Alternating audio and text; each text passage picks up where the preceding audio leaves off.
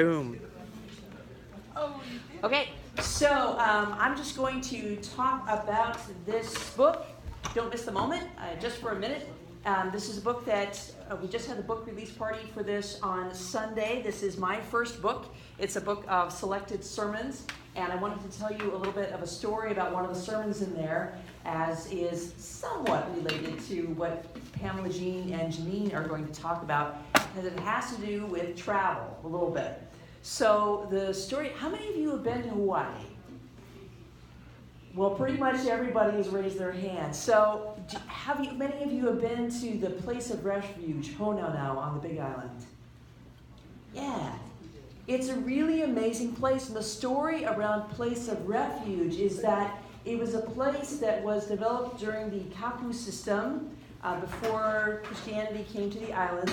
If you broke one of the kapu, one of the taboos, the same word, such as if your footprint fell in the shadow of where one of the elite chief people had passed, you had broken the taboo, and your life might be forfeit. But what you had to do was to run to a place of refuge. And the places of refuge, there was the one at Honolulu, was a place where you could basically work off the sentence of having broken the taboo. Now, coincidentally, the places of refuge were also resort locations for the elite. So, built-in labor supply system right there. It was very interesting. But that's not the only place where places of refuge existed.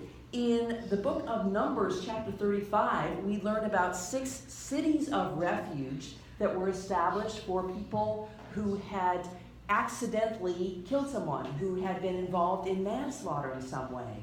And so the rule was, again, that if there had been an accidental death that a person might be held responsible for in some way, that person would run to get to a place of refuge and then would stay in that place of refuge safe from being killed by the avenger of blood until the high priest of that town died, at which point they would be set free and allowed to return to their homeland.